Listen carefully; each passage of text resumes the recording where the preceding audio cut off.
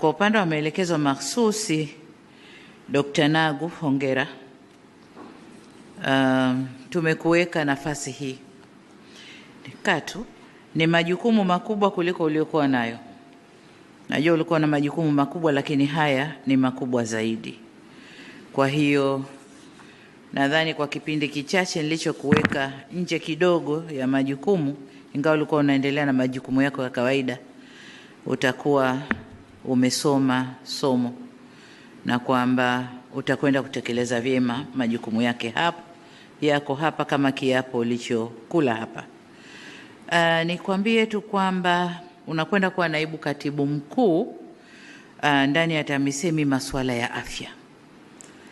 Ni Tanzania nzima ndani ya tawala za mikoa na serikali za mitaa. Kama unavyojua kuna ongezeko kubwa sana toka mwaka 2020 hadi leo. Ongezeko kubwa la zahanati, ongezeko kubwa la vituo vya afya kwenye makata, hospitali za wilaya na zile hospitali kubwa za mikoa na za rufaa sio za kwako na za mikoa, lakini huku chini kwenye maeneo yako kuna ongezeko kubwa. Lakini pia serikali imefanya kazi kubwa kupeleka vifaa tiba, vitendanishi, wataalamu na mambo kama hayo, na tunaendelea kupeleka. Tunajua bado kuna changamoto, lakini tunakutaka ukayasimamie vyema. Tunaendelea na shughuli za ukarabati wa hospitali kongwe za zamani ambazo nazo tunataka zifanane na wenziwe ambao tumewajenga hivi karibuni na kuzipatia vifaa, na vyenyewe hizo kongwe tunataka kuzileta katika kiwango hicho hicho. Lengo letu ni kuhakikisha kwamba afya ya msingi inaboreshwa na tunasogeza huduma karibu zaidi na wananchi.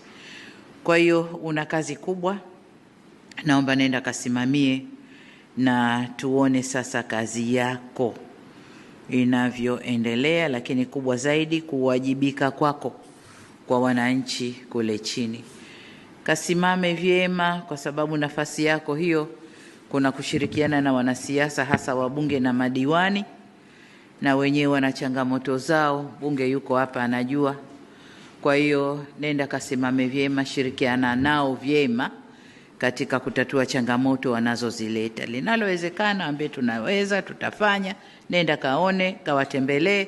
Lisilowezekana wape sababu ya maana kwa nini hilo haliwezekani. Lakini jitahidi kutafuta ufumbuzi wa shida za wananchi kule chini, na mkaondoe urasimu usio na tija kwa michakato ya manunuzi, na kajitahidini kuzingatia sheria. Hayo ni majukumu makubwa zaidi, Dr. Nagu, na ni imani yangu kwamba utakwenda kuyasimamia ipasavyo. Kama Grace aliweza, na wewe utaweza.